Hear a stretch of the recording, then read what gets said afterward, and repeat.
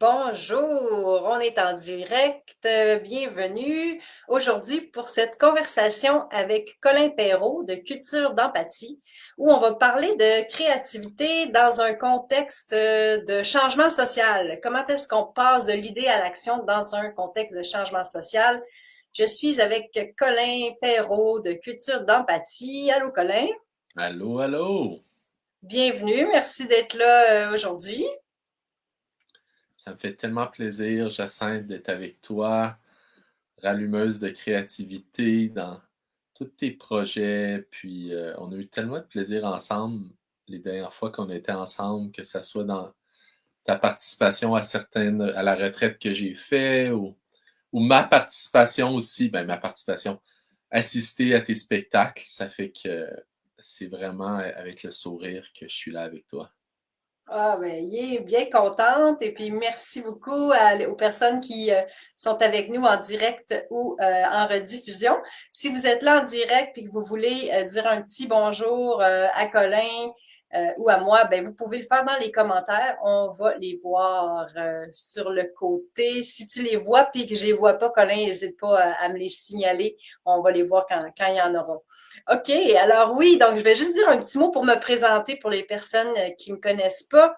Alors oui, je m'appelle Jacinthe Laforte, rallumeuse de créativité. Je suis la créatrice de Chlorophylle 38, ce personnage, écrivaine aussi, et je suis formatrice certifiée en communication non violente également. Et je donne des ateliers donc pour libérer la créativité. Puis pour moi, la créativité, c'est toujours plus vaste que juste l'art. L'art, c'est une façon, mais pour moi, la créativité, c'est comment est-ce qu'on amène dans le monde concret ce qu'on a le goût de vivre, ce qu'on peut imaginer, comment on passe de l'imagination au concret. Et j'ai eu envie de t'inviter, Colin, parce que, comme tu l'as dit, moi, j'ai participé à plusieurs camps communautaires que tu as organisés. À l'époque, il y avait ce branché cœur avec Mélanie Wittam et les autres aussi. Puis dans les dernières années, je suis allée une fois à ta retraite de culture d'empathie. Et il y a d'autres actions aussi. Tu as tout un parcours d'activiste, tu offres des services aux organisations. Donc, on va parler de tes différents projets, ton projet aussi auquel tu as participé en Amazonie. Alors, avant d'aller un peu plus dans tous ces projets-là, j'aimerais savoir, Colin, une des premières fois dans ta vie où tu t'es dit, ah, mais ça, il faudrait faire quelque chose ici, puis que tu es passé à l'action. C'était quoi, puis comment ça s'est passé pour toi? Ouais, quand tu m'as amené cette idée-là de parler de ça, la première chose qui m'est venue, puis c'est quelque chose que je ne parle pas souvent, mais vraiment la première fois où j'ai senti que j'étais dans la création d'une action qui était pas juste un peu suivre, tu sais, un mouvement, comme par exemple, peut-être la première fois que j'étais vraiment engagé dans une action, c'était quand j'étais au cégep, qu'il y a eu une grande grève en 98, je crois, en 97. C'était pour le gel des frais de scolarité avec Pauline Marois. Il y en a qui vont écouter, qui vont se rappeler, d'autres non, c'est qui ces gens-là. Mais en gros, on a fait une grosse grève et j'avais participé. J'étais plus en exploration. Tu sais, oui, on avait dormi 24 heures au dernier étage du complexe G à Québec. C'est pour ceux qui connaissent, c'est un des plus grands édifices. Et j'étais pas en situation où j'étais en créativité. J'étais plus, j'apprenais. Je sentais que c'était quelque chose d'important pour moi, mais je suivais, j'écoutais les gens qui prenaient la parole, qui semblaient mieux comprendre ce qui se passait. Alors ça c'est ma première fois que je me suis vraiment engagé. Mais la première fois où j'ai senti que je créais quelque chose, ça a été pour. Puis encore, c'est drôle parce qu'encore aujourd'hui, je suis vraiment là-dedans. C'était pour protéger une forêt. Ça l'a vraiment touché mon imaginaire. J'ai entendu parler de l'île René Levasseur. Puis elle a été plus connue que les années. Mais c'est une météorite qui est tombée sur la Terre il y a des millions d'années, puis c'est tombé au nord de Bécomo. Ça a créé l'île René-Levasseur et le bassin autour. Et c'est où il y a les monts Grou. Et en gros, on avait annoncé qu'on allait aller sur cette île-là, qui est une île qui avait jamais été exploitée. Forêt, on pourrait dire vierge, une forêt ancestrale, vieille forêt, parce que jamais on a été avec des machines couper la forêt cette île-là. Puis quand j'ai entendu parler de ça, ça a touché mon imaginaire. Je me suis dit, ça, il faut qu'on la protège. Puis j'ai su que les Inuits de Pessamit étaient derrière ça. J'ai su qu'on était tout un groupe à Montréal qui oui, qui habitaient en ville, oui, qui ne connaissaient pas tant la forêt boréale encore, quoi qu'il y avait des amis comme Ariel Prince-Ferron, entre autres, qui était en biologie, qui est allé faire des inventaires là-bas. J'ai dit, qu'est-ce qu'on peut faire? Puis, ça a été assez original ce qu'on a fait. Il y a un groupe de gens qui ont parti une marche de Tadoussac jusqu'à Bécomo. Puis moi, j'ai dit, il faut faire un événement public. Puis on a créé le Festival de l'île René-Levasseur à Bécomo. Moi et ma conjointe dans ce temps-là, Elisane Vallière. Et on a appelé les artistes de la Côte-Nord. Puis on a dit, venez faire de la musique, on va parler de la forêt, on va parler de l'île. Et finalement, il y avait plus de police. C'était surtout la Sûreté du Québec qui était là pour surveiller les éco-terroristes qui veulent protéger une forêt. Et des curieux. Puis, il y a eu quelques poignées de gens qui étaient vraiment intéressés par protéger cette île-là. On sait que l'industrie forestière est très importante sur la Côte-Nord, fait que je peux comprendre aussi que les gens n'étaient pas en appui de ça. Et ça a été la première expérience. Alors, on a rencontré des poètes, il y a eu des musiciens, j'ai connu beaucoup de gens dans cette action-là. Et ça l'a donné un momentum pour que quelqu'un comme Richard Desjardins donne sa voix pour demander la protection, pour que les Inuits de Pessamit fassent une injonction pas longtemps après pour dire, finalement, c'est eux qui ont fait une injonction qui a stoppé les coupes. Puis il y a eu des militants, des activistes aussi, qui sont allés faire des inventaires pour montrer la beauté de cette forêt-là. Et en plus, pourquoi finalement je crois que ça a été abandonné, c'est que c'était compliqué d'aller chercher du bois sur une île. Il fallait amener des barges, des bateaux, ça élevait les coûts. Mais on a réussi. Je pense que 80-90% de l'île a été déclarée finalement, de 5% qui allait être protégée, c'est passé à 90%. Puis même que je suis allé au Forum social au Brésil à Porto Alegre et j'ai fait un atelier sur l'île René-Levasseur. Je me suis dit, je vais aller au Brésil en parler. J'ai fait un atelier sur l'île. Et ça, les médias, ça, ils ont pas aimé ça. Alors là, les médias de la Côte-Nord m'ont appelé. Pour qui tu te prends? Pourquoi tu fais une entrevue au Brésil sur la Côte-Nord? Ça les regarde pas. J'ai dit, ben, on entend parler de la forêt amazonienne brésilienne ici. Pourquoi on parlerait pas de la forêt boréale aussi? Puis, ça avait créé des remous. Puis, il y avait eu assez de poids pour que finalement, on réussisse à la protéger. Wow, fait que t'es vraiment parti, c'est ça, d'une situation où il y avait quelque chose en toi qui disait, hey, ça se peut pas, là, comme un appel Mhm. d'agir. Puis toi, puis ta conjointe de l'époque, vous vous êtes activés. Puis il Ouais, y a d'autres choses qui se sont comme, il y a comme eu une synergie au-delà de vous qui s'est mis en ouais, branle après. ouais, Puis ça a amené un changement dans le concret, donc la protection de cette forêt-là. tout à fait. Ça a été comme, je pense, un élément qui a contribué. J'avais beaucoup de reconnaissance pour le courage des Inuits de la Côte-Nord aussi qui ont fait une injonction à ce moment-là. Puis on a fait des rencontres aussi. Ça a été un moment de connexion, de rencontre, de partage de nos connaissances, de nos forces. On a rencontré des artistes. Puis pour moi, ça a été, je pense, le début vraiment là, de première campagne, là, je dirais, que j'ai comme imaginé puis qu'on a amené jusqu'au bout d'où on voulait aller. Alors, c'est ça. Puis encore aujourd'hui, c'est ça que j'étudie beaucoup. Comment faire des actions, puis des campagnes, puis des projets qui rallient les gens, malgré que ça soit parfois très impopulaire. Mhm. Mhm. Oui, parce que là, quand on est dans un contexte comme ça, comme tu dis, se lever debout devant des actions d'une grosse industrie, bon, ça amène des Ouais, vagues. Puis comme tu dis, tu as reçu des coups de fil fâchés. ouais, Donc, c'est comme. Puis moi, je veux faire le pont toujours avec la démarche de créativité parce que peu mhm. importe ce qu'on crée, que ce soit un spectacle comme moi ou que ce soit d'écrire un livre ou que ce soit juste de dire, bon, ben moi, dans mon quartier, j'aimerais ça faire des rencontres des voisins jardiniers, peu importe l'ampleur Ouais. du projet. Euh, en tout cas, dans la démarche de créativité, on reconnaît qu'il y a souvent une voix dans la tête qui dit, ben voyons, fais pas ça. Mhm. Est-ce que toi, c'est quelque chose qui se produit pour toi quand tes projets créatifs Ouais. d'action sociale se manifestent? Mhm. Oui, ben c'est vraiment intéressant parce que je pense que plusieurs d'entre nous, on est des gens sensibles. Sensibles à voir notre environnement, comment on le traite. On est sensible de voir les gens autour de nous, comment ils sont traités. N'importe qui, ça peut être, il y en a que c'est plus les jeunes, les personnes âgées, personnes provenant d'un autre pays, peu importe, ça peut être tout. Alors, souvent, on est des gens très sensibles. On est atteint quand on voit des choses, on voit des comportements, on voit des gens qui vivent des tensions, ça nous fait vivre des tensions nous-mêmes. Alors, d'un côté, on est sensible et on aimerait changer les choses. Puis d'un autre côté, de se mettre dans une position de vouloir changer les choses, de vouloir faire des projets ou juste même mettre des choses sur la place publique, ça nous met dans une position où on va recevoir des incompréhensions, on va recevoir des commentaires, on va vivre des relations parfois difficiles. Alors pas contradictoire, mais d'un côté, on est sensible, puis en faisant ça, quelque part, on peut se mettre encore plus dans une situation vulnérable. Mhm. Parce que là, on peut avoir beaucoup de conversations. Autant que les Mhm. gens qui pensent qu'on fait quelque chose qui est contre, qui est pas bien, on peut les appeler des opposants. Euh, alors, c'est là que je pense que il faut avoir du courage, c'est sûr. Il faut avoir du courage, puis moi, en gros, tu sais, ce que je dis souvent, c'est que pour faire ces choses-là, pour faire les projets qu'on veut faire, il faut avoir la clarté.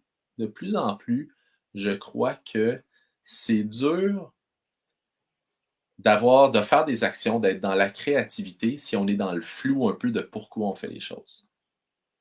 Mhm. Puis, de plus en plus, souvent, je parle de c'est quoi nos choix, tu sais, qu'on a dans nos vies. C'est quoi nos choix sur Terre, tu sais.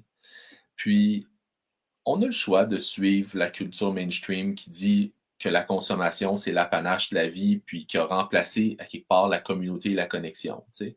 On peut, euh, on peut penser que tu sais, c'est bien beau la non-violence, la paix, l'empathie, jusqu'à un certain point, où là, ben, la fessée est méritée, ou là où la gifle est méritée, ou là, la guerre est méritée. Il y a toutes sortes de façons de penser, mais à un moment donné, quand c'est comme tout est flou, tout est possible, on fait tout un peu, tu sais, comme selon la circonstance.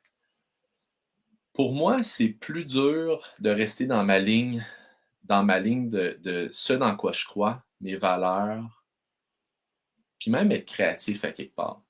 Mhm. Mhm. Puis, c'est quand qu'à un moment donné, je viens être clair sur c'est quoi vraiment moi je veux vivre comme vie, c'est quoi que je veux comme type de relation, c'est quoi les moyens que je suis prêt à utiliser. Puis Mhm. quand je viens dans la clarté sur, ouais, vraiment, c'est ça ce dans quoi je crois, tu sais. Ça veut pas dire d'être fermé d'esprit puis de vouloir parler avec les autres, c'est pas ça. Ça veut dire d'être clair sur, voici les moyens que moi je suis prêt à utiliser. Mhm. Si ma fin, par exemple, tout le monde le dit, tu sais, moi, ma fin, j'aimerais ça que on soit en harmonie, tu sais, au Québec, puis qu'il y ait pas de tension, on va dire, entre les gens de différentes nationalités. OK, on veut tous ça, moi, je pense. Mais après, est-ce qu'on veut utiliser des moyens de répression ou des moyens de quasiment d'intimidation ou parfois d'insulter des gens pour qu'ils prennent leur place? Tu sais? Mhm. Moi, je crois vraiment que les moyens doivent s'en y être la fin. Pour moi, c'est quelque chose à laquelle je crois beaucoup, qui donne beaucoup de sens à ma vie. Oui, C'est puis ouais. oui, si tu me permets, juste pour dire que c'est ça, donc cette question de la clarté du pourquoi, je veux te poser une sous-question là-dessus, mais Mhm. avant, je veux dire bonjour à Caroline qui nous dit coucou dans les commentaires. Donc, oui, salut Caroline. Et puis, si vous nous écoutez en direct, vous voulez nous dire un petit bonjour dans les commentaires, nous dire peut-être de quel endroit vous nous écoutez, ça va faire plaisir de vous lire. Oui, donc cette clarté-là, Colin, j'ai une question pour toi parce que, bon, dans la démarche Libérer votre créativité que moi j'offre dans mes groupes, il y a une pratique qui est les pages du matin. Donc, on écrit 3 pages tous les matins pour faire le ménage en dedans, de voir, OK, qu'est-ce qui se passe, qu'est-ce que je veux, qui suis-je, bon, tout ça. Mhm. Toi, c'est quoi est-ce que tu as une pratique pour justement arriver à cette clarté-là de réflexion sur qu'est-ce que je veux, c'est quoi mon pourquoi, puis à quels moyens je dis oui, quels moyens sont en cohérence avec ce que je veux? Mhm. Mais au fond, j'ai pas une pratique spécifique. Pour moi, sortir, j'habite en campagne, c'est quelque chose que j'aime beaucoup. Être en nature, proche de la nature, ça me nourrit beaucoup. Parfois, j'ai besoin d'aller près du fleuve. Ça, c'est une pratique que j'ai, descendre à 45 minutes de chez moi sur le bord du fleuve. Parfois, c'est en forêt. Parfois, c'est aller dans l'eau, rivière, lac, bain, peu importe. J'ai pas une pratique spécifique. Mais je Mais dirais ce que temps-là dans peut-être, la mais nature est peut-être un. oui. Oui, le temps en nature, c'est sûr, me ressource, m'aide à faire le ménage, puis à revenir à l'essentiel. Mais il y a quelque chose que j'ai clarifié récemment dans un atelier que j'ai fait avec Dominique Barter. qui a été un de ceux qui a développé la justice restaurative, qui est reliée à la non-violence, à la communication non-violente. C'est tout dans le même euh, boîte à outils un peu. Mais il a dit quelque chose, ça m'a vraiment inspiré, c'est que la connexion, quand on prend le temps de connecter, c'est-à-dire d'oublier un peu tous les agendas, tous les jugements, les pensées, on prend le temps de connecter, que ce soit moi, quand je parle d'empathie et de connexion, je parle pas juste avec un humain, là. Je parle que ça soit connecté avec l'endroit où on est. La forêt, le petit parc, l'oiseau qui est près de nous. Ou ça peut être aussi avec les humains autour de nous. Mes enfants, conjoints, collègues, etc., etc. Même mon voisin, avec qui j'ai plus ou moins de choses en commun. Mais quand je prends le temps je me dis là, en ce moment, je vais juste prendre le temps de connecter puis d'être ici. Alors, on fait juste ralentir un peu. Mon intention en ce moment, c'est pas de faire 10 000 choses. Mais ça va l'être tantôt, je le sais, là. L'humain, on est de même. Je suis pas en train de dire, on va pas tous devenir des petits bouddhas comme ton chum, Jacinthe, OK? Je pense, ça fait que, ça va venir tantôt faire toutes les choses. Mais là, on se donne des petits moments où on dit, là, en ce moment, par exemple, ma fille vit quelque chose. Je ralentis. Je reviens puis je dis, en ce moment, toi, tu vas être ma priorité pour quelques minutes. Puis je vais pas essayer de te réparer, je vais pas essayer de te changer les idées. Je vais juste être avec ce que tu vis en ce moment. C'est ce que j'appelle la connexion. Puis dans ce moment de connexion-là, qui peut mener aussi à l'empathie, c'est relié empathie, connexion, c'est vraiment arriver dans une situation sans agenda pour moi, l'empathie. Avec la curiosité, tout simplement. Puis c'est quand on réussit en anglais, ils disent l'expression drop in. En français, ça se dirait peut-être atterrir, arriver. Puis quand on arrive là, souvent, j'ai remarqué que c'est là que la créativité arrive. Que la Mhm. créativité est un indicateur de connexion puis de connexion empathique. Là, Oui, si tu utilises ça dans tes ateliers, il faut que tu me donnes le droit d'auteur, par exemple. Mais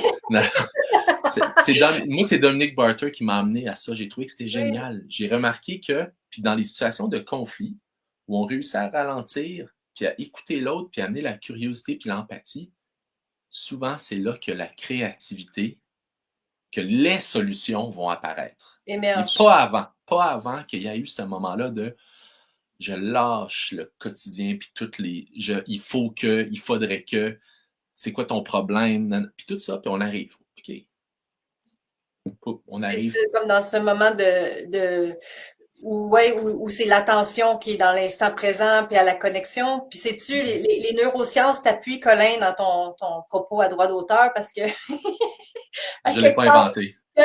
quand, quand quand le système nerveux est régulé, puis on est câblé pour se réguler en relation, ben là, on a accès à toutes les ressources de notre Mhm. cortex. Donc, c'est complètement cohérent ce que tu amènes là par rapport à la créativité. Je voulais saluer en passant Phil et Nicolas qui nous disent bonjour, salut. Si Salut vous êtes mes amis! oui, c'est tes amis, salut les amis. Et puis, il y en a d'autres qui sont en direct, vous voulez nous dire un petit coucou, nous dire d'où vous nous écoutez, ça va faire plaisir de vous saluer. Dire en passant que la blague de Petit Bouddha, c'est le chum de Chlorophylle 38, mon personnage, Petit Bouddha, puis mon vrai chum à moi, il s'est fait faire un t-shirt, Petit Bouddha, c'est moi, voilà la référence. Et puis, oui, donc, Colin, cette clarté-là, comme tu dis, c'est beaucoup dans la nature. Puis, je veux faire un lien avec, tantôt, c'est drôle parce que quand tu as parlé d'une de tes premières actions action sociale, passer de l'idée à l'action, Mhm. tu as dit que tu es allé au Brésil en parler. Et si j'ai bien compris, tu es de nouveau en lien avec le Brésil en ce moment, aujourd'hui, Mhm. Ouais, avec un projet sur les communautés régénératives en Amazonie, c'est bien ça? ouais. Ben, ça peut sembler un peu. J'ai plusieurs projets qui sont tous reliés. C'est toujours relié à cette idée-là, comment qu'on peut vivre sur Terre puis rendre notre vie plus merveilleuse.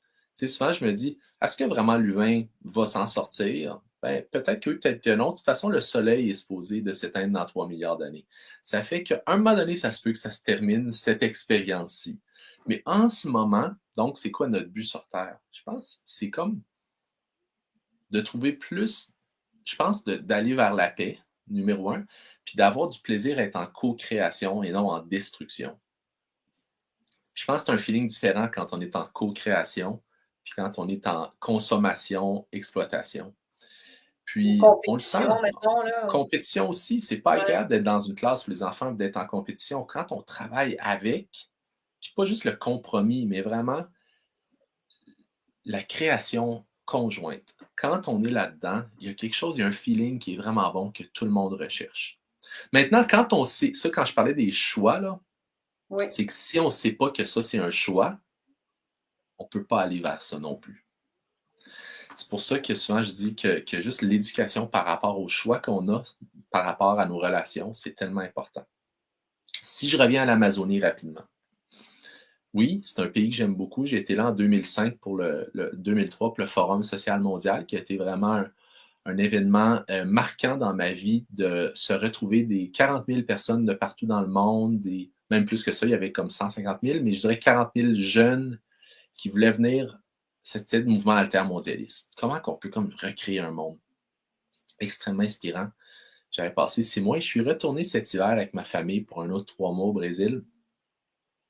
Et on a été extrêmement nourris et inspirés par la nature, encore une fois, pas plus ou moins qu'ici, c'est juste une autre nature qui nous a tellement nourris. Et on a passé aussi du temps dans des communautés, des gens qui font les choses différemment. Puis on a vraiment, puis on n'est pas allé avec un objectif de faire un film ou que je revienne puis que je monte une conférence. Ça a été une demande qui m'a été faite par le Festival de la paix de Victoriaville de monter un atelier sur les communautés régénératives d'Amazonie. Puis parce qu'on a vu des beaux exemples de régénération culturelle, comment sauver notre culture, puis valoriser notre culture locale. On a besoin de faire ça au Québec aussi. Puis aussi de savoir c'est quoi notre culture, puis pas juste s'approprier d'autres cultures, mais de vraiment valoriser notre culture, d'où on vient. Puis ça, c'est une chose. L'autre, c'était agricole autour de la permaculture. On a vu des choses extraordinaires en Amazonie aussi, des cultures millénaires autour du manioc, puis qui se rapparentent beaucoup à des choses qu'on peut voir ici au Québec aussi en permaculture. Et l'autre, c'était la protection de la biodiversité, des aires protégées. Puis ça, c'est quelque chose à laquelle je crois beaucoup, comme une des clés de régénérer notre terre et de conserver sa beauté. Je pense qu'on va sauver la vie humaine par la beauté et l'amour. Puis la beauté, c'est de conserver le plus possible des milieux naturels. Puis on a visité des aires protégées immenses et magnifiques en Amazonie qui te font pleurer en marchant dans ces endroits-là, de par la beauté et le sentiment de, je dirais un peu juste la beauté initiale de cette terre dans des forêts qui n'ont pas été trop perturbées. Alors, ça a été vraiment des expériences extraordinaires. Puis la semaine prochaine, mardi, je fais un webinaire. Si les gens vont sur Facebook, sur mon Facebook ou sur culturedenempathie.org, on va voir, je fais un webinaire d'1 heure, comme on fait aujourd'hui, sur les communautés régénératives d'Amazonie, puis comment ça peut nous inspirer ici au Québec. Puis aussi, ceux qui vont vouloir, qui vont être inspirés, on va faire une petite levée de fonds. On envoie régulièrement de l'argent à un groupe, un organisme vraiment local qu'on a connu, des gens avec qui on a développé, je dirais, plus que juste une alliance, mais des amitiés à qui on envoie de l'argent pour qu'ils continuent à protéger l'Amazone, mais une rivière en particulier qui s'appelle la rivière Tapajos. OK, ben oui, super. Le lien va être dans la description aussi de la vidéo. Je salue Ariel et Julien qui sont en auto, qui nous écoutent. Ernesto qui est à Joliette aussi en auto. Merci d'être avec nous. Ça fait plaisir. Oui, puis écoute, Colin, je voulais aussi aborder un autre moment qui, moi, m'a impressionné dans ce que j'en ai entendu parler, dans le fond. Il y a eu cette tragique tuerie à la mosquée de Québec en 2017. Et toi, tu t'es avancé pour aller faire des ponts là-bas avec la communauté musulmane. C'est bien ça? Veux-tu nous en dire un petit peu plus? Puis moi, si j'amène cette question-là, c'est que pour moi, comme tu sais, on écoute les nouvelles, on entend tellement parler de toutes sortes de choses, puis il y a tellement de oh mon Dieu, ça se peut pas, faut faire de quoi? Puis l'espèce de, comme tu dis, moi je suis pour faire des ponts dans la communauté, je suis pour qu'il n'y ait pas de racisme, je suis pour l'inclusion, mais qu'est-ce que je fais concrètement pour ça? et peut-être même que je fais des choses qui vont dans le sens du racisme, et etc., puis j'en suis même pas consciente. Fait que, tu sais, de dire oser aller vers l'inconnu d'une autre communauté, moi, j'ai beaucoup d'admiration pour ça, fait que je serais curieuse que tu nous en parles davantage. Puis pour toi, ce que ça a été personnellement comme démarche de dire, OK, est-ce que tu dis j'y vas-tu pas, ou c'était comment pour toi Mhm. cette démarche-là? Ouais. Ben, écoute, je pourrais te dire que ça a été pas mal la naissance de Culture d'empathie, qui est le mouvement, projet qui existe depuis 2017-2018. Je suis originaire de la ville de Québec. J'ai grandi à Québec, puis ça a été un événement qui m'a touché. Dans les années avant ça, les radios commerciales, tiens, je vais essayer de ne pas dire le mot que je dis parfois, qui est un peu... c'est des radios souvent qui avaient des propos, je dirais, vraiment, qui divisaient beaucoup. OK? Toujours chercher là, à venir là, titiller un peu là, le jugement d'une autre culture ou d'une autre façon d'être, ou que ça soit, tu sais, pas juste les autres cultures, mais aussi parfois les vélos, ou, tel groupe de femmes. Il y avait beaucoup de ça dans la région de Québec. Puis moi, ça venait me chercher parce que j'ai grandi dans cette ville-là. Puis j'avais pas le goût que notre ville devienne une ville intolérante. Mais j'en ai vu beaucoup dans les années avant ça. Puis je m'étais toujours demandé, ça va mener à où ça? Ça va mener à où? Puis quand j'ai vu euh, cette action-là, finalement, l'assassinat de 6 hommes à la mosquée, je suis pas en train de dire que c'est exactement ça, c'est à cause de ça. Je suis pas en train de dire ça, mais il y avait une ambiance, il y avait des paroles, euh, quelque chose qui était nourri, qui divisait plus que rapprochait les gens. Alors moi, je me suis dit, bon, ben moi, je vais faire quelque chose. Je sais pas encore ça va être quoi exactement, mais je veux faire quelque chose. J'ai été extrêmement inspiré par la communauté musulmane à ce moment-là, par leur réaction, qui a été de faire des portes ouvertes de la mosquée quelques semaines après, quand il y avait encore des trous de balles dans la mosquée, pour dire aux gens, venez nous rencontrer, venez nous voir, venez vivre le deuil avec nous. Donc, j'ai vu une ouverture du cœur dans le moment le plus difficile. Encore une fois, ça, pour moi, c'est l'empathie, c'est la curiosité. Quand on vit le plus difficile, au lieu de se refermer, on se rouvre. Pas juste avec notre conjoint, pas juste quand c'est le bon moment et ça nous tente, parce que ça, c'est la facilité parfois avec certaines approches de développement personnel. Hein, on le fait quand ça nous adonne bien. Non, non, non. Dans le moment le plus tough, tu viens de perdre ton mari, tu viens de perdre ton frère, tu viens de perdre quelque chose de tragique, puis on rouvert le cœur à ce moment-là. Ça a été inspirant. Euh, de part et d'autre, la famille du jeune tueur a aussi été vers eux pour demander des excuses. Puis ils leur ont dit, vous avez perdu votre fils vous aussi, parce qu'il va passer peut-être le reste de sa vie au moins 25-30 ans en prison. J'ai vu des gestes comme ça qui m'ont dit, ça, c'est l'empathie. Ça crée une ouverture dans mon cœur, au lieu de créer une division. Au lieu de. Puis sinon, tu écoutes les médias, puis c'était comme, ah non, c'est de la faute de tel média, ah non, c'est eux les responsables, ah non, c'est juste un cas isolé, il ne faut pas penser qu'on est raciste. Tu sais, toutes les choses qui venaient d'ici, les, les jugements, c'est pas de ma faute, non, non, c'est pas moi. Au lieu de vraiment aller juste comme comment on fait pour réparer le tissu brisé, ça a été pour moi une inspiration. Puis c'est là que j'ai commencé Culture Empathie et j'ai été inspiré par Zakia, une grande amie de Québec marocaine, qui est aussi musulmane, puis qu'elle, elle a commencé les dimanches d'espoir. Puis elle invitait dans des parcs, des pique-niques pendant tout le printemps puis l'été. Elle préparait la nourriture pour ramasser plein de nourriture puis invitait tout le monde, musulmans, québécois, les dimanches d'espoir pour ensemble revenir tisser les liens. C'est là que j'ai vu les plus beaux exemples. Moi, je cherchais. Puis il y a aussi eu les vigiles à Québec qui ont été vraiment les soirées juste après euh, la tuerie. Ça a été vraiment des belles rencontres aussi. Il y a eu plusieurs dizaines de milliers de personnes qui sont allées pour faire des vigiles. Puis ça aussi, ça a été vraiment beau. Mais par après, quand le printemps est arrivé, l'été, j'ai continué à rester à l'affût. Puis c'est là que j'ai été vraiment inspiré par Zakia, les dimanches d'espoir, par différentes invitations de la culture, de la communauté musulmane. Et moi, de mon côté, euh, de par mon héritage du côté de mon père, venant d'une famille juive, j'avais aussi des liens avec la communauté juive à Québec. Je me disais, peut-être qu'il y a des ponts à faire aussi, parce que des fois, c'est des communautés qui sont un peu, ben, on le sait en ce moment avec le conflit qu'il y a, ça peut être des communautés qui vont pas se parler. Puis heureusement, il y a certaines places, il y a certains groupes qui font des rencontres quand même inter, on pourrait dire spiritualité. Je suis pas en train de dire qu'ils sont tout le temps en opposition ou en guerre ou en chicane.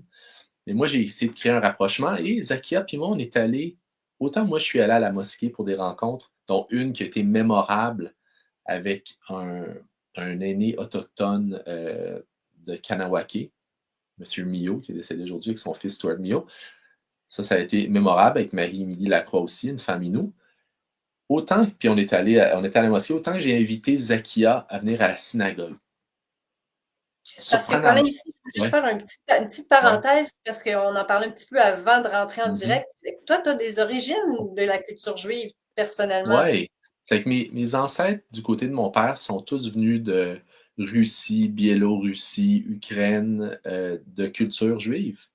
Ils sont arrivés au début 1900, suite à certaines répressions, plus en Russie.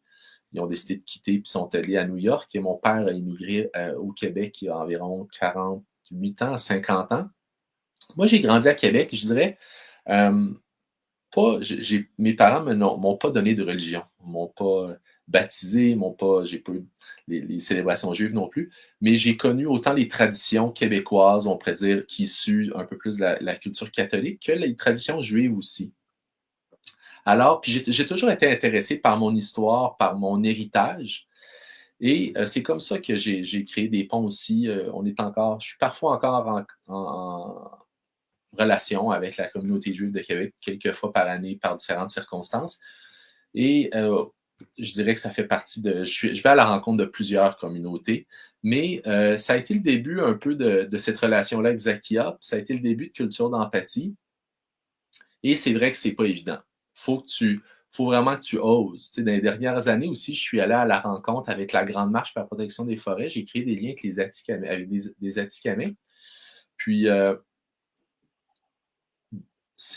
de dire, je vais maintenir des relations. Je vais appeler. Je vais créer une amitié. C'est vrai que ça demande du guts. Parce que on peut avoir la peur du rejet, on peut avoir la peur du faux pas. Dans les dernières années, j'ai réalisé pour moi ce qui est plus important, plus que des alliances pratiques quand je fais un projet puis je veux aller chercher un soutien autochtone ou un soutien de quelqu'un. J'ai un peu lâché ça puis je me dis de plus en plus, il faut plus valoriser les amitiés authentiques. Mais des amitiés, il faut les entretenir. C'est comme, il n'y a aucune amitié, que ce soit avec quelqu'un de notre culture ou d'une autre culture, si on ne l'alimente pas, ça ne grandit pas. Alors, j'ai alimenté ces amitiés-là en sachant que c'est des gens qui ne sont pas dans mon cercle immédiat. Donc, il faut parfois les nourrir un petit peu plus pour les maintenir en vie, ces relations-là. Mais c'est tellement riche, puis c'est certains des gens avec qui j'ai une excellente relation, puis avec qui je me sens très proche. Et ça l'enrichit beaucoup, par exemple, la retraite à laquelle tu as participé, la retraite culture d'empathie, d'avoir des gens qui ont différentes façons de voir la vie, puis qu'on se retrouve ensemble et on parle de comment vivre ensemble. On passe au-delà des différences et, et on le fait au quotidien. Ben oui, c'est ça. Moi, je sais que j'ai pique-niqué avec une dame, je ne sais pas si c'était ton amie Zakia dont tu viens de parler, mais j'ai pique-niqué avec une dame voilée dans Bellechasse, là, à Saint-Malachie. Puis Mhm.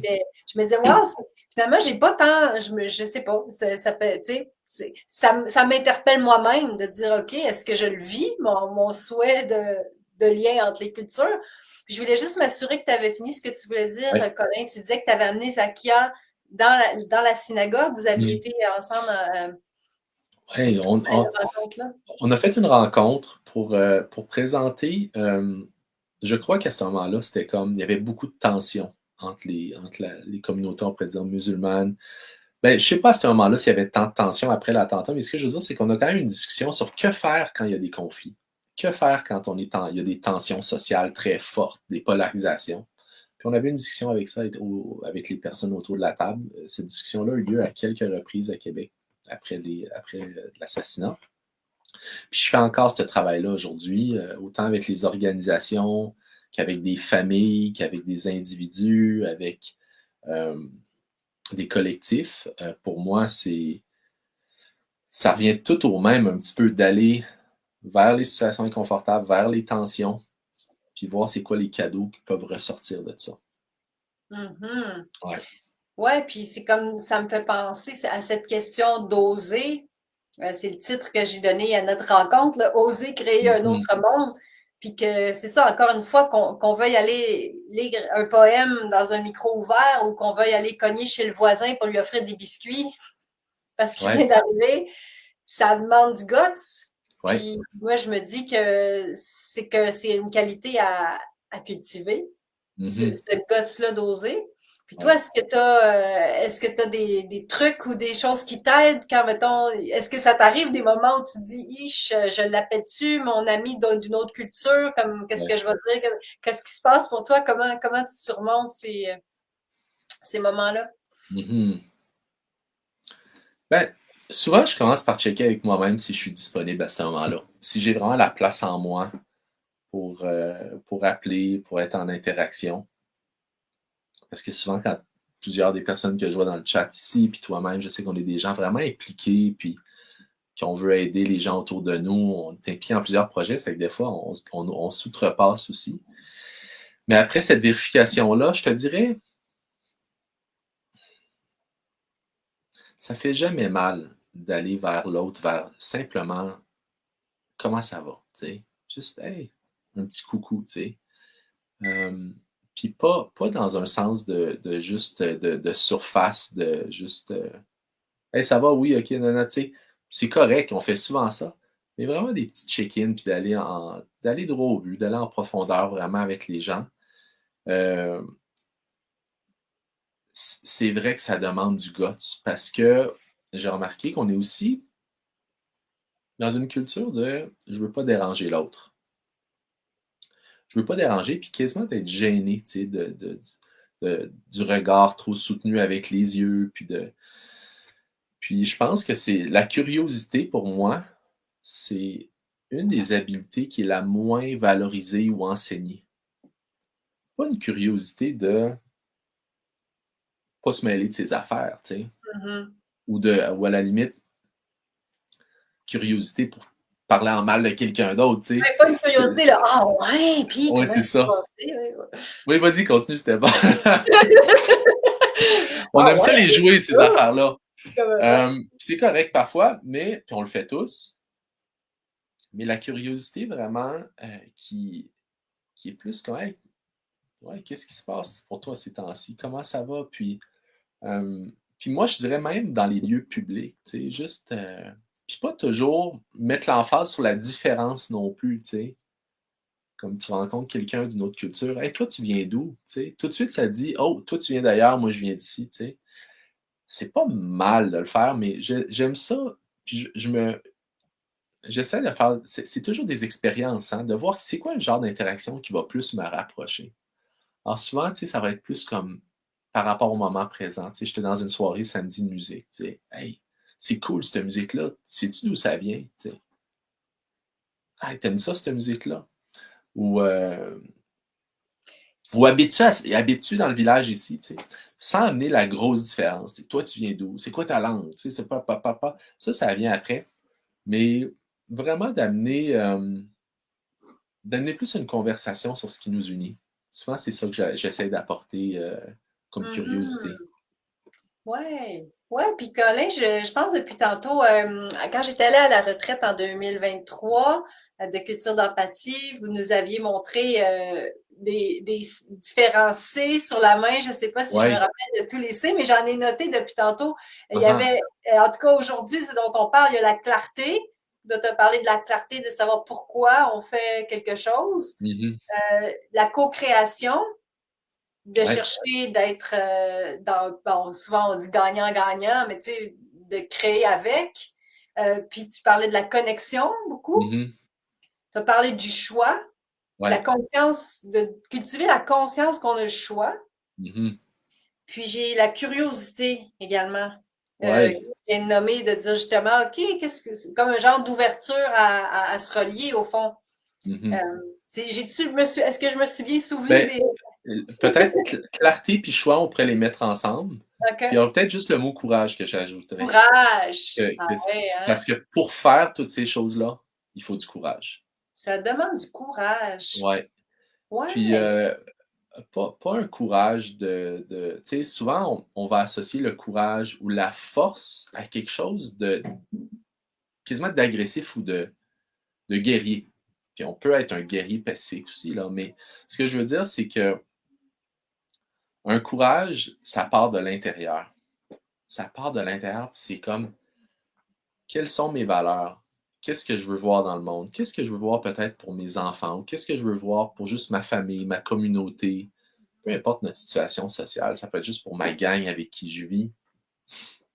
Qu'est-ce que je veux réellement? Puis après ça, au quotidien, comment ça s'applique? Sans que ça soit dans la perfection, mais comment après ça, je donne de la place pour que mes relations soient en cohérence avec mes valeurs, avec ce que je veux réellement. Puis moi, je pense que ce que les humains, on veut surtout, c'est contribuer au bien des autres. Mais après ça, comment je mets la priorité sur laisser de la place pour que je puisse avoir la connexion, avoir la place pour être curieux, tu sais. Si j'ai jamais le temps, je pourrais pas amener de la curiosité dans mes relations. Je pourrais pas amener de la considération. Je pourrais pas. Puis la créativité, elle aura pas de place. On va juste faire ce qu'on fait toujours. Mais je dis tout le temps, mais ça, pour faire tout ça, ça prend du courage. Puis on est dans une époque où ça va prendre du courage. Si on veut pas juste suivre les vieux schèmes qu'on vit depuis, tu sais, je sais pas combien d'années, depuis, il y en a qui vont avoir plein de théories là-dessus, depuis l'industrialisation, depuis l'agriculture, whatever, depuis 2000 ans. Mais je dirais depuis qu'on est plus dans une relation d'exploitation, de hiérarchisation, de contrôle. Euh, En ce moment, c'est ça. Si on veut vivre différemment, ça va nous demander vraiment, ça demande beaucoup de courage. Puis ce courage-là, c'est pas juste là dans 3 ans quand il va y avoir un gros crash là, de pétrole. Là. Non, c'est vraiment à partir d'aujourd'hui. Là. Au quotidien, hein? Ouais. Puis Ouais. je trouve que c'est intéressant parce que toute cette question-là, au fond, tu sais, ce que j'ai appris, moi, c'est que quand on évite des choses anxiogènes, l'anxiété augmente. Puis quand on les regarde en face, puis qu'on agit, ben là, l'anxiété peut se calmer. Donc, toute cette question de mettre la clarté, moi, comme je le disais tantôt, l'écriture m'aide énormément parce que souvent, c'est comme, oh, attends, il y a bien des affaires, je vais dans quel sens, pourquoi je vais là, pourquoi, Mhm. qu'est-ce que. Puis, tu sais, moi, j'ai des parties qui vont dire qu'est-ce que les autres vont dire. Ouais. Puis, comme de faire ce travail de, OK, on va regarder c'est quoi ces pensées-là, qu'est-ce qui se passe, revenir en dedans à, OK, moi, c'est pour ça, c'est ça mon pourquoi, là. Ouais. Puis évidemment, bon, toutes les deux, on connaît bien la communication non violente, de revenir à l'énergie des besoins, puis de dire, OK, je sais pourquoi j'avance, donc, OK, j'y vais. Puis d'accueillir après toutes les autres voix qui se lèvent. Je ne sais pas si toi, tu as des voix qui se lèvent après coup, de dire, ah, Uh-huh. c'était pas correct, t'aurais dû faire ci, Ben t'aurais oui. dû faire ça. Ouais. Ouais. Mais oui, tout à fait. Je suis comme toi, j'essaie de continuer. Oui, ben c'est juste pour dire que dans le fond, je pense que c'est important de nommer ça parce que des fois, on regarde des gens, puis, tu sais, mettons, on peut être, tu sais, mettons, moi, je suis au camp culture d'empathie, puis je dis, oh, wow, Colin, il organise un gros camp comme ça, la retraite, culture d'empathie. Lui, Colin, pour lui, c'est facile, ou, tu sais, Ouais. moi, je pourrais pas faire ça. Tu sais, on se dit peut-être toutes, Ouais, des ouais. fois, là, je dis Colin, mais ça pourrait être d'autres personnes. Peut-être des Mhm. gens se le disent de moi, mais c'est comme, et shit, tu sais, moi, Ouais. j'en ai beaucoup de peur, tu sais, j'en ai Ouais. beaucoup de doutes. Puis c'est comme de dire, ben garde, on va faire un pas après l'autre, on va essayer quelque chose, Mhm. je vais apprendre en chemin. Puis moi, une des choses que je dirais, c'est l'humilité. Parce que, Mhm. tu sais, des fois, je me dis, mon Dieu, mais là, d'un coup, je fais tel projet, puis que je suis à côté de la plaque, puis que je me rends compte après que j'étais en incohérence, puis j'aimerais mieux le faire autrement. J'aurais pas dû, c'est comme ben crime, je reviendrai, puis je dirais, hey, gang, ben j'ai appris quelque chose. Je pensais Ouais. que j'étais dans une voie qui m'allait, puis je me rends compte qu'il y avait une dissonance, puis là, je me ramène. Ouais. C'est comme de dire accepter de faire partie de la communauté en me montrant comme humaine qui est tellement pas infaillible. Je sais Ben pas si ça oui, te parle. ben oui, tout à fait, Jacinthe, tu sais, c'est ce que Gandhi appelait une expérience dans la vérité. Chaque jour, j'essaye des choses, mais je fais pas juste faire comme l'habitude ou qui a jamais vraiment amené ce que je voulais ou faire un peu, tu sais, ce que j'ai appris par mon éducation qui me sert pas ou ce que les gens en ce moment, c'est comme ça que les gens règlent leurs conflits, tu sais, sur Facebook, on fait ça sans, on cancel, whatever, tout ça. Une expérience dans la vérité, c'est dire j'ai une intuition, j'ai l'impression que je devrais essayer comme ça. Puis comme tu l'as dit, parfois on va se tromper, on revient, on évalue qu'est-ce qui a marché, qu'est-ce qui n'a pas marché. On réessaye et on se donne un nouveau moyen, on fait appel à la créativité et on réessaye d'autres choses. Une expérience dans la vérité, c'est comme ça qu'ils appelaient ça. Puis, tu sais, moi, aussi que tu m'invites à faire cette discussion-là, ce partage ensemble. Puis, tu sais, je vois tous les gens qui sont là, Nicolas, Claudia, Ernesto, Ariel, Julien, Phil, Caroline, puis peut-être d'autres aussi. Donc, c'est pour ça qu'on se rassemble. C'est qu'on a comme besoin d'une communauté de gens avec qui on peut avoir, numéro un, de l'encouragement, de la célébration, puis aussi du feedback, mais pas destructeur. Du feedback qui vient vraiment nous nourrir et nous aider à avancer. C'est la condition numéro un si on veut faire quelque chose de différent, si on veut construire un projet, une entreprise. Comme toi, tes spectacles sont incroyables. Tu sais, tu me dis, comme moi, je te regarde, puis je dis, tu sais, on se connaît depuis plusieurs années.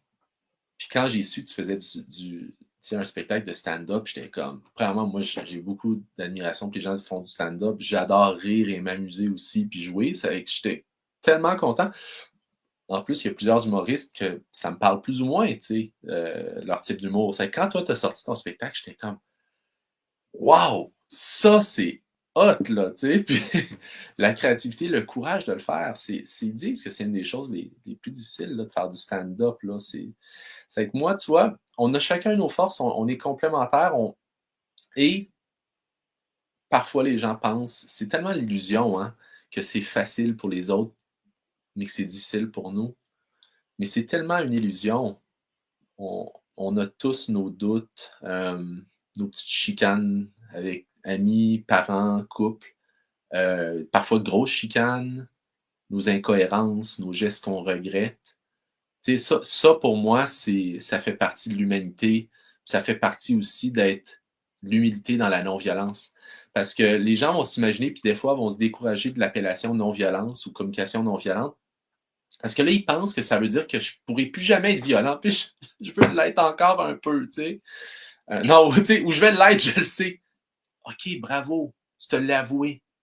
On fait des paroles et des gestes violents. Et est-ce qu'on aimerait ça évoluer et petit à petit trouver d'autres manières de faire? Parce qu'une fois qu'on sait qu'il y a d'autres manières de faire, on commence à avoir de plus en plus soif pour ça. Et ça demande une communauté puis de l'aide pour se rendre là. Je vais donner un exemple rapide. Oui. Récemment, j'écoutais, puis j'aime ça des fois parler autant de nos petits microcosmes familiaux, puis j'aime ça l'amener directement à l'international. Mhm. Récemment, Poutine a rencontré le secrétaire de l'ONU. Le secrétaire de l'ONU, j'oublie son nom. Quelqu'un peut le mettre dans le chat si tu le connais. Gutiérrez, je crois. Il a dit à Poutine, là, faut régler le conflit avec l'Ukraine. Il a dit, vous êtes tous une grande famille. Puis c'est vrai que je pense que beaucoup de gens dans cette région-là ont des langues similaires et des racines similaires. Il a dit, vous êtes une grande famille.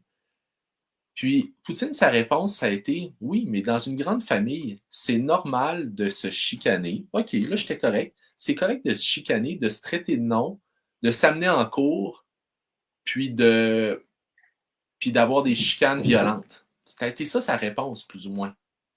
Alors lui, Poutine, sa normalité à lui, puis quand je parlais de choix, ça a été, c'est comme ça qu'on règle des conflits. C'est comme ça qu'on Ça règle des montre conflits. C'est qu'il n'y sa a pas un gros vision. éventail de choix là, dans Ben, son. puis quand t'es rendu aussi creux que ça, là, on s'imagine quand même, là, t'es rendu loin là, dans la politique, puis les gens que tu rencontres, puis si tu contrôles des milliards d'armements, puis tout ça, c'est ça que ça devient tes outils, puis tes choix restent pris là-dessus. Ouais. Mais la réalité, c'est qu'il y a d'autres choix. Et Antonio Gutiérrez, ouais. Et c'est le nom du directeur de l'ONU. Puis, l'autre affaire, je veux dire, avant de l'oublier, c'est que, puis les autres choix, c'est que je reste vraiment vrai à moi, à ce que je veux, puis je vais le dire haut et fort. Non-violence, CNV, empathie, ça veut pas dire que je suis pas comme ultra décidé, fort, affirmatif, courageux, intense. C'est toutes ces choses-là. Je vais pas le faire dans un but punitif ou dans l'idée que je veux dominer ou écraser l'autre. Maintenant, ce qui est intéressant, c'est que souvent, quand on utilise, puis je ne vais pas dire les gens qui font ci parce qu'on fait tout, je veux dire quand on utilise une stratégie plus de domination ou de la violence verbale, physique, intimidation, tout ça, souvent l'énergie qui vient avec, ça va être une énergie de persistance. Je vais y aller jusqu'au bout. Puis j'ai lu ça quelque part, puis les gens qui tendance à plus utiliser l'écoute, la curiosité, résolution de conflits par la discussion, le dialogue, les actions, diversité des tactiques non violentes, vont avoir des super bonnes idées, vont faire des belles campagnes, mais parfois vont moins persister. On va moins persister dans ces stratégies-là que dans les stratégies qui utilisent une force violente ou une force d'oppression. Puis c'est ça que je suis en train d'étudier dans ma vie parce que moi, je suis pas arrivé à genre, OK, j'ai toutes les connaissances qu'il faut, c'est beau. Non, tu n'as pas tout appris. C'est tout. Contrairement à toi, non. J'ai pas encore tout appris. Toi et le petit Bouddha, mais je me dis, je pense que de plus en plus, les gens comme toi et moi et tous les gens que je vois ici dans le chat, on a peut-être besoin de développer plus de force, plus de persévérance, de résistance, de résilience, de persévérance dans l'amour. Mm-hmm. Peut-être autant que ceux, pas que ceux, parce que tu vois, c'est un autre piège, ça, que ceux, comme s'il y avait des gens qui faisaient, que quand on utilise des stratégies plus de domination. Ben oui, belle invitation. Colin nous inviter à cultiver la force dans la persévérance de l'amour. Puis j'aime ce que tu dis, de pas dire eux, nous, Ouais. parce que quelque part, moi, c'est comme si moi, j'ai une partie de moi, des fois, qui va systématiquement penser le contraire du groupe dominant, tu sais. Fait que des fois, quand je me retrouve avec des gens, peu importe, tu sais, je vais être avec une gang de monde très, entre guillemets, mainstream, puis je vais penser alternatif, mais je vais être avec une gang de monde alternatif, puis je vais me dire, oui, mais, tu sais, je suis comme à mancher de main dans ma tête, puis je pense que c'est une des forces aussi, c'est une force à quelque part, parce que, tu sais, dans mon humour, j'ai le goût d'amener toutes les facettes. Ouais. J'ai le goût d'amener toutes les facettes, puis je pense que pour nous, l'espoir de l'humanité, c'est de créer des ponts comme tu le fais entre différentes communautés, entre différentes idées, puis même il y a des cultures différentes au sein même d'une même culture. Tu sais, justement, que ce soit là, on n'entre même pas dans toute la polarisation qu'il y a eu pendant la pandémie autour des vaccins, par exemple, mais tu sais, Oui. et comment est-ce qu'on ramène la capacité de se parler? C'est un peu là-dessus que je travaille en ce moment avec mon cours de chicane, où c'est Chlorophylle 38 qui va amener des clés pour un conflit réussi. Ouais. Puis, elle va éventuellement devenir un spectacle. Pour l'instant, c'est une conférence interactive où je le fais en atelier aussi. Alors, je pense que oui, hein, cette capacité de créer des ponts, Ouais. au-delà de juste un souhait comme ça, de dire dans le réel, concrètement, qu'est-ce que je fais pour aller vers l'autre qui est différent, qui a l'air différent. Puis j'ai aimé ça, ce que tu as dit tantôt, de mettre l'accent sur les points communs plutôt que de toujours mettre l'accent sur ce qui nous sépare. Oui. Puis ben juste par rapport à ce que tu dis, c'est une grande force que tu apportes de rire, hein, d'amener le rire, puis pas trop sérieux, tu sais, par rapport à tous nos défauts, puis pas juste nos défauts, mais nos habitudes, tu sais, c'est extraordinaire que tu amènes l'humour là-dedans. Moi, ça me fait vraiment beaucoup de bien que tu apportes ces sujets-là, autant pour les gens engagés ou tu sais, qu'on cherche notre chemin faire du sens du monde, puis tu sais, à quelque part une quête spirituelle aussi, là. Puis que tu amènes de l'humour, puis qu'on puisse rire de nous là-dedans.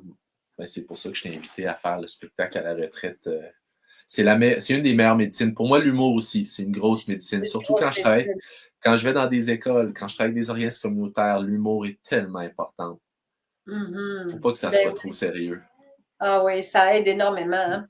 Ouais. Ben oui, puis et dans le fond, Colin, il nous resterait peut-être quelques minutes ensemble. Je voudrais m'assurer qu'on parle de ce que tu offres. Donc, ce webinaire sur les cultures régénératives, les communautés régénératives en Amazonie la semaine prochaine, dans ta page Facebook. Mhm. Il y a, tu offres aussi, tu peux accompagner parce que des organismes, hein, il y a un Mhm. réseau d'organisations culture d'empathie. Peux-tu nous en dire quelques mots? Ouais. Ben, j'accompagne, comme je disais, des individus, des familles, des organismes avec une formation qui s'appelle Construire une culture d'empathie. Puis souvent, tous ces gens-là, tu sais, pour moi, l'empathie puis la non-violence, c'est pas quelque chose qu'on vient acquérir de l'extérieur. C'est pas même quelque chose qu'on choisit comme chemin de vie. C'est vraiment quelque chose qui est à l'intérieur de nous, je pense, quand on est. Puis qui a besoin d'être juste nourri. Alors, c'est ça que j'aime faire avec les groupes avec lesquels je collabore.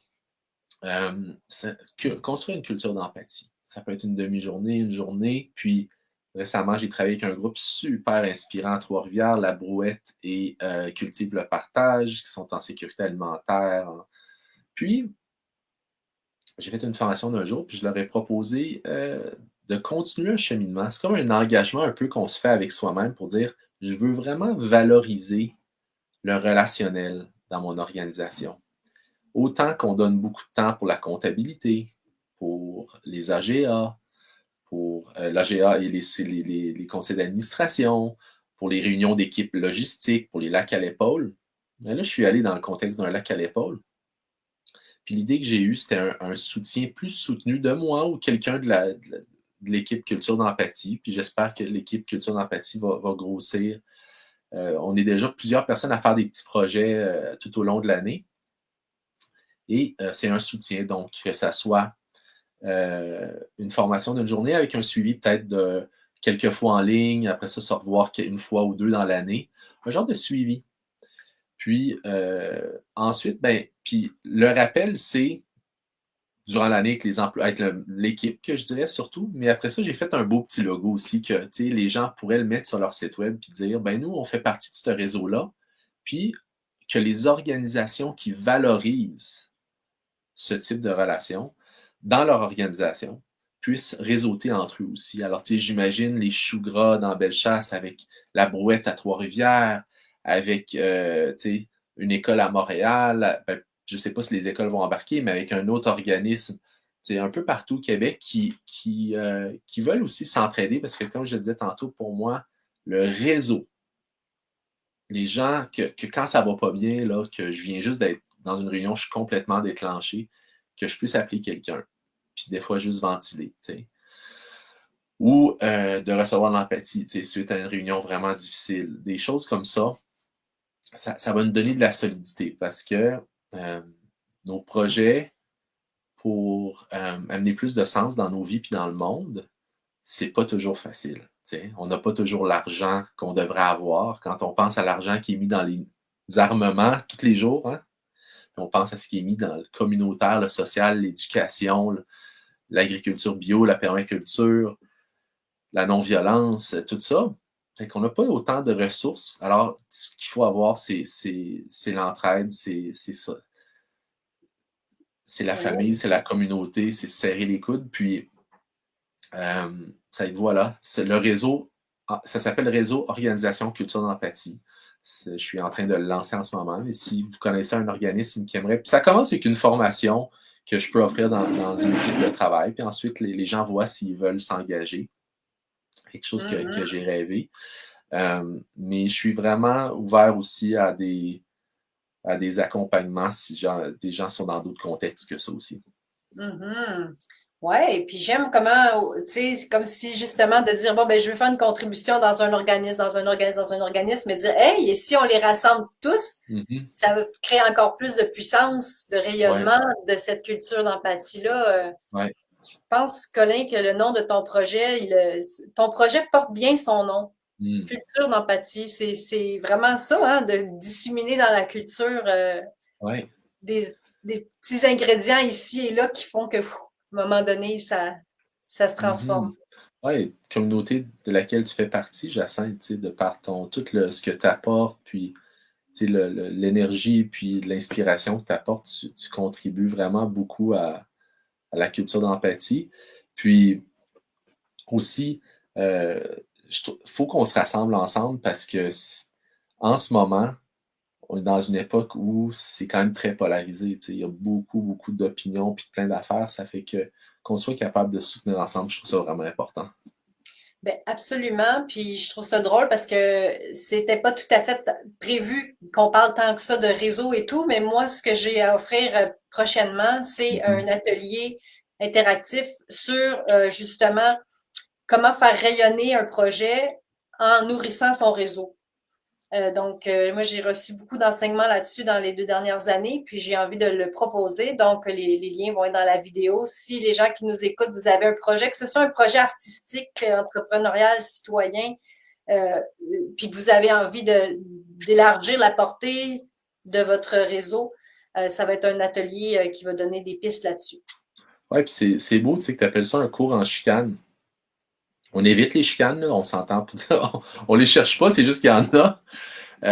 Mais je trouve ça beau, tu sais, que tu ailles vers ça parce que je sais que toi comme moi, tu sais, malgré qu'on en parle, ça veut pas dire qu'on trouve ça facile, là. Ben non, Surtout on quand on est. est dedans.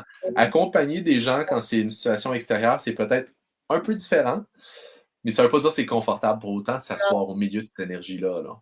Non, non, non, non. On est câblé pour vouloir s'en aller ou attaquer ou figer ou. Mhm. Mais on a la capacité, c'est ce que je trouve beau, hein, de créer autre chose, Mhm. d'apprendre autre chose.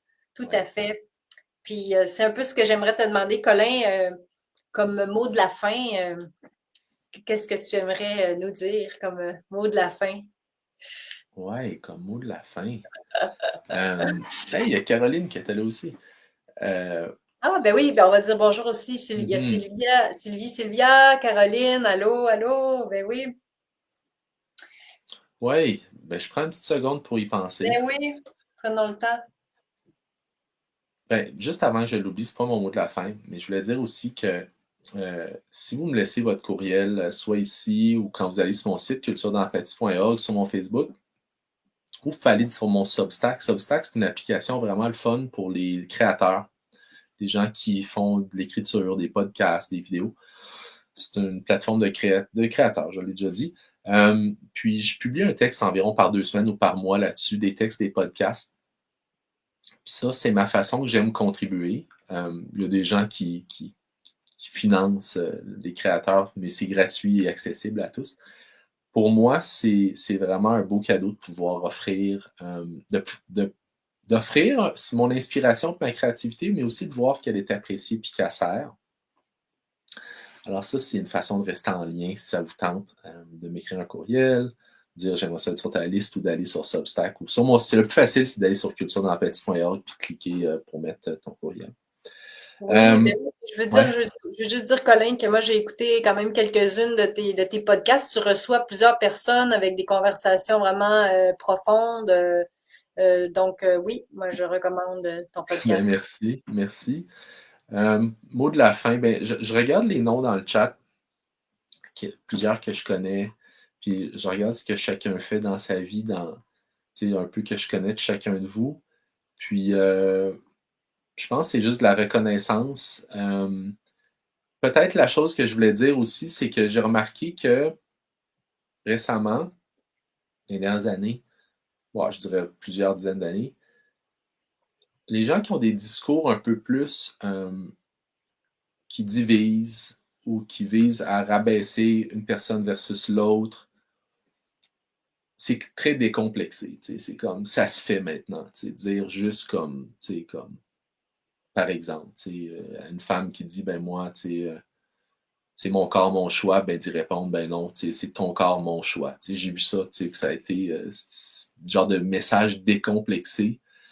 de revenir un peu sur cette vieille mentalité de colonisation, de domination, qui a fait beaucoup de dommages ici sur l'île de la Tortue, c'est avec les personnes autochtones, envers les femmes.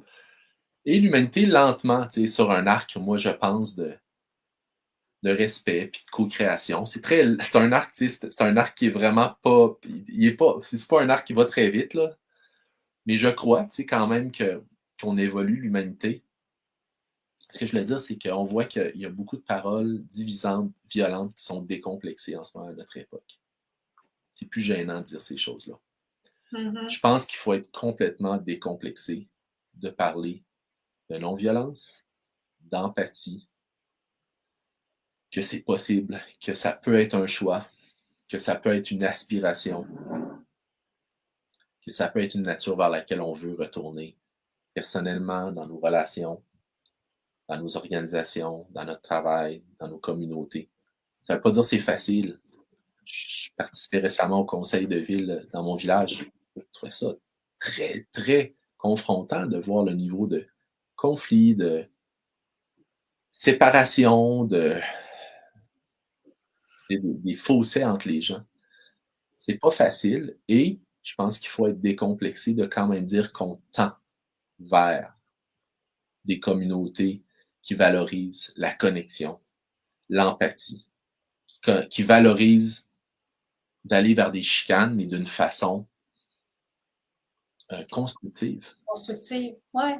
C'est comme si Puis, tantôt. ouais. Oh, oui, je veux juste te dire ce que j'entends. Tantôt, Uh-huh. tu nous invitais à la persévérance dans l'amour, Mm-hmm. dans nos projets.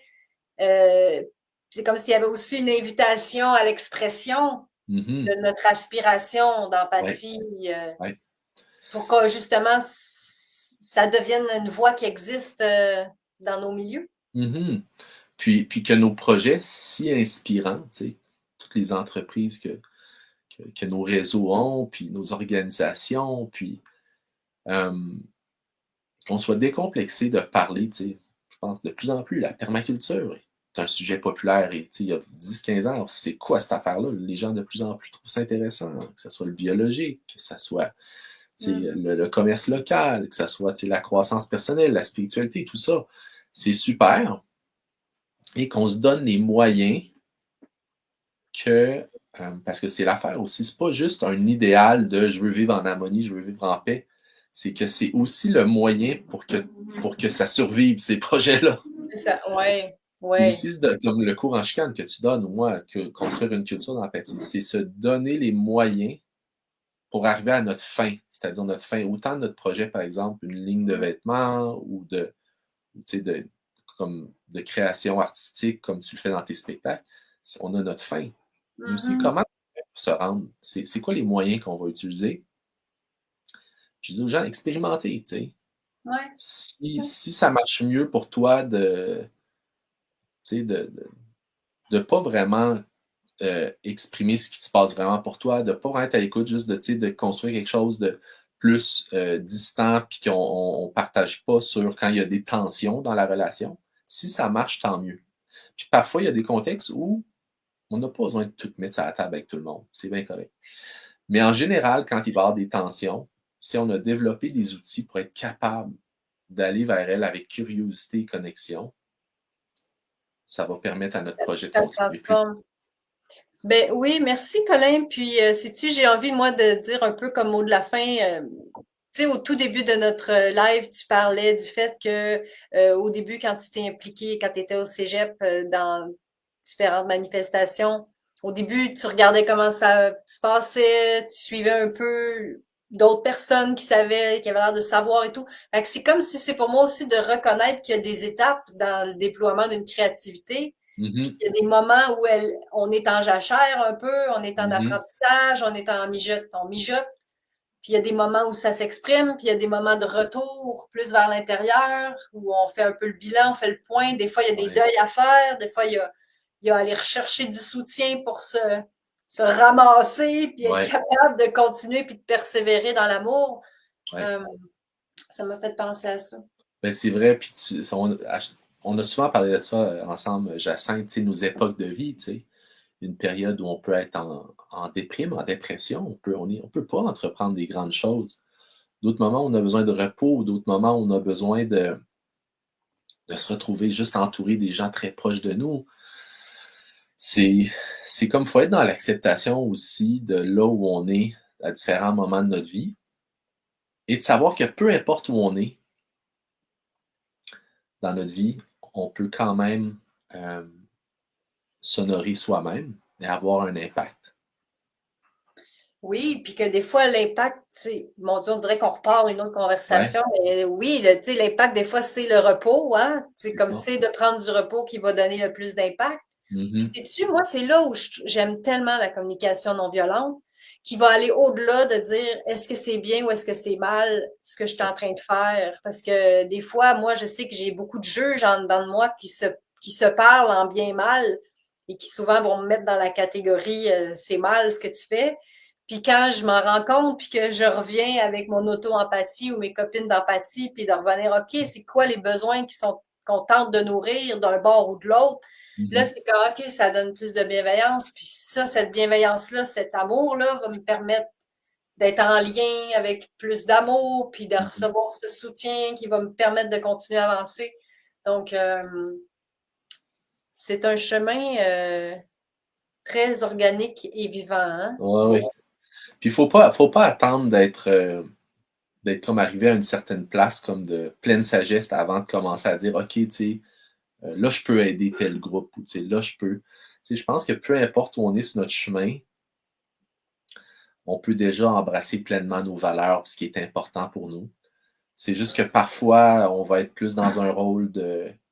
Tu sais, y a pas de. Y a pas de d'être sur. Faire en ce moment un live sur Facebook, c'est pas mieux que, par exemple, tu sais, quand je pense à mon ami ce matin qui me disait, Julien, qui me disait que son père aide les personnes dans son village, les personnes âgées dans son village, tu sais, les conduire, leur cuisiner de la bouffe. Tu sais, je suis comme, waouh, tu sais, ça, c'est vraiment prendre le temps de voir c'est quoi les besoins autour de toi, puis de, puis d'agir d'une façon vraiment qui supporte ta communauté. C'est qu'il n'y a pas une manière de le faire, puis ça donne que moi, j'ai quand même une fibre de communication relationnelle, mais aussi d'activisme, je dirais, personne engagée dans la société. Mais ça ne veut pas dire que ça va être nécessairement le chemin pour tout le monde. Et en même temps, si on veut que les choses y changent, si tu veux changer les choses, il faut que tu t'engages aussi à un certain point à un moment donné. Tu sais. Puis, Mhm, mais il y a des époques de vie pour tout ça. Là. Puis il y a différentes façons de soutenir aussi. C'est pas toujours. mhm.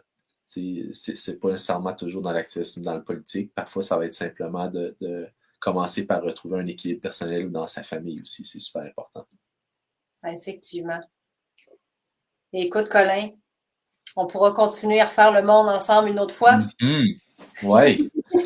Hey, merci la gang qui était là, tous les Mais gens oui, qui sont au travail, à la maison, dans la voiture. Vous êtes la oui, communauté de rallumeurs de créativité et de culture d'empathie. absolument. Puis hey, avant de finir, je veux te remercier beaucoup, Colin. Puis avant ça, je veux nommer un autre organisme aussi qui fait du Uh-huh. beau travail côté d'empathie, Vivre l'empathie. Donc, qui offre cet automne, il y a plusieurs conférences avec différentes personnes sur différents thèmes en lien avec l'empathie. Et il y en a eu un sur un médecin qui parlait des recherches sur l'empathie, un autre par rapport à la parentalité. Donc, je vous invite à aller voir ça. Culture d'empathie, c'est Colin. Il y a aussi Vivre l'empathie qui participe à ce rayonnement-là, dont, entre autres, Caroline qui nous a dit bonjour, fait partie, Caroline Dupré. Donc, merci d'avoir été là, Caroline. Et tous les autres organismes. Hein. Je pense que c'est comme si cette idée du réseau, hein, c'est comme une constellation. Il y en a tout plein d'initiatives, puis de se soutenir, d'aller se voir, de se connaître. Je Mhm. pense que ça favorise cette dissémination d'une culture d'empathie. Alors, Colin, merci d'avoir été là. Merci pour tout le travail que tu fais, le cœur que tu y mets. Un beau bonjour à ta famille de ma part. Hey, merci Jacinthe, merci de penser à moi. Moi, j'aime ça, interviewer les gens, puis parfois, ça me fait vraiment plaisir aussi quand quelqu'un me dit Hey, viens, on va jaser, puis j'ai juste à me présenter, puis à partager ce qui me passionne. Alors, c'est vraiment un C'est ton tour plaisir. c'est ton tour d'être l'invité aujourd'hui. Merci. Alors, ben, merci tout le monde. Donc, au plaisir de rester en lien. Vous pouvez donc aller vous inscrire à l'infolette de Colin sur la page de le site Culture d'empathie, son webinaire sur les communautés régénératives en Amazonie ou les services qu'il offre aux organisations. Et Colin, est-ce qu'il va y avoir une retraite l'été prochain? Oui, il va y avoir la 4e retraite culture d'empathie. C'est un 5 jours qui est en juillet habituellement. D'habitude, c'est vers la 3e quinzaine de juillet. C'est toujours annoncé d'habitude en mars ou en avril, la date exacte. Parfois, la date est annoncée avant, puis les inscriptions viennent après. Mais ça a été 3 années entre 75 et 100 personnes qui se rassemblent pour 5 jours autour de comment être ensemble dans la culture d'empathie, mais aussi comment échanger sur des intérêts, comment être ensemble dans une communauté avec des familles, avec des gens de différents âges, puis de se partager des responsabilités, célébrer ensemble, faire des arts, se Jouer. baigner, jouer, profiter de la nature dans une communauté. Le but, c'est vraiment le ressourcement, l'inspiration, la connexion. 5 Oui, jours dans la région de Chaudière-Appalaches, là, pas oui. à 1 heure de Québec. Je recommande chaleureusement. Et peut-être que j'y serai cette année. Ça serait le Oui. fun à suivre. Alors, ben, écoute, Colin, on pourrait continuer pendant des heures. Fait que, Et on je vous se... dis une dernière chose. OK, vas-y. J'ai commencé aussi cet été, j'avais fait ça plusieurs années, mais j'ai recommencé les camps pour jeunes aussi. Alors cet Oh, été, on a fait un camp de 12-14 ans en canot. Il est possible qu'on rajoute aussi quelques programmes pour jeunes, soit à la semaine de relâche en mars et à l'été aussi. C'est une façon de venir nourrir les jeunes qui ont soif de vivre dans cette culture-là, dans des petits groupes intimes. Moi, j'ai vraiment une passion pour travailler avec les jeunes, puis de leur donner une impulsion à ce moment-là dans leur vie qui est tellement important.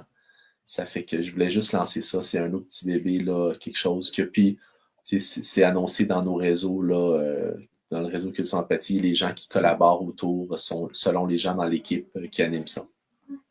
wow, passionnant. C'est très diversifié. On fait beaucoup de choses, hein, Jacinthe? Regarde, on est toute une gang de monde qui fait beaucoup de choses. Ouais. Ben oui. Faut garder Puis, le sens, puis l'équilibre pareil c'est dans tout ça. ça, ben oui. Fait que, écoute, on aura d'autres occasions, Colin, pour partager sur tous ces projets-là. Un très gros merci d'avoir été là. Merci à toutes les personnes qui nous ont écoutés en direct. On a dit, wow, super inspirant. Merci beaucoup. Alors, Colin, on se dit à la prochaine et surtout, on reste en lien. On reste en lien. OK. Au revoir tout le monde. À bientôt.